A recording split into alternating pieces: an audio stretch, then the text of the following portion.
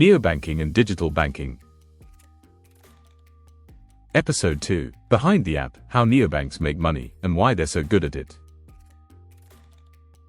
Neobanks promise no fees. They give you slick apps, instant payments, and global cards all for free.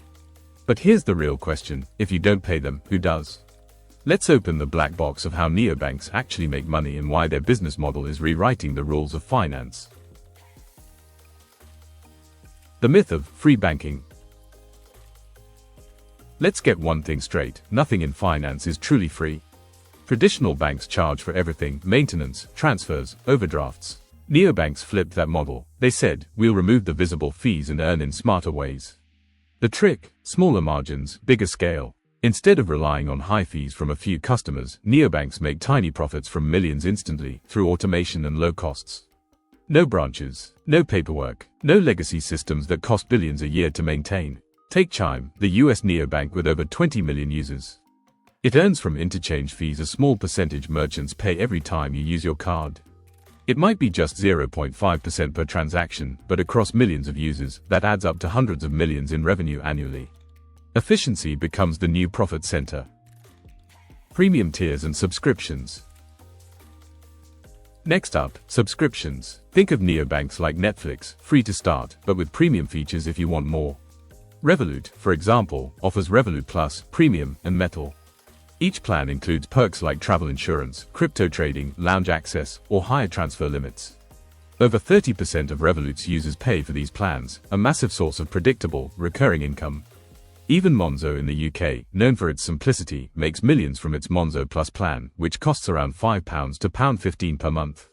This subscription model is key. It aligns value with loyalty. The more useful the app becomes, the more people are willing to pay.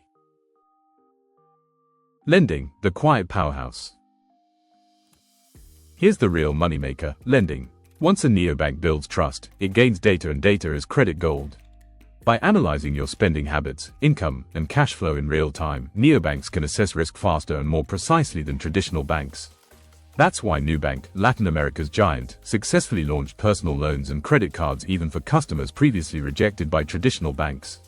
Its advanced risk algorithms and low default rates helped it reach over $1 billion in annual revenue. Unlike old banks that lend based on outdated paperwork, neobanks lend based on behavioral intelligence, a revolution in credit access. The power of ecosystems.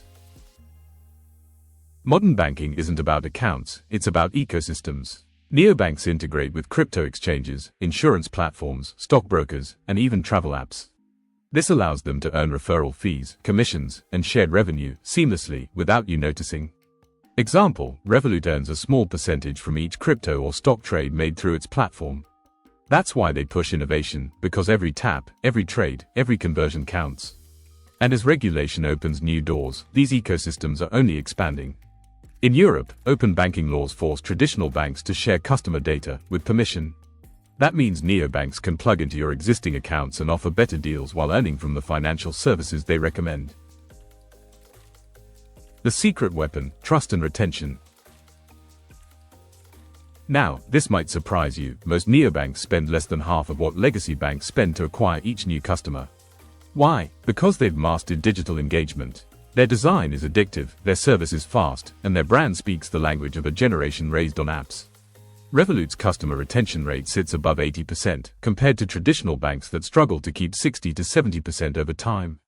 And when you're the first thing people check every morning to see their money, you've already won half the battle. Neobanks don't sell products, they sell trust wrapped in design. But there's a catch. Of course, not everything is perfect. Many neobanks are still fighting for profitability. Licensing, compliance, and competition are expensive. In 2023, Chime and Monzo postponed IPOs as investors demanded clearer paths to profit. And some smaller digital banks, like Germany's Nuri, shut down entirely after crypto volatility hit their balance sheets. Still, the direction is clear. As interest rates rise and partnerships deepen, the strongest neobanks are now reaching break-even or better, led by Nubank and Revolut. The survivors will be those that turn user engagement into real, diversified income streams. The new banking economy.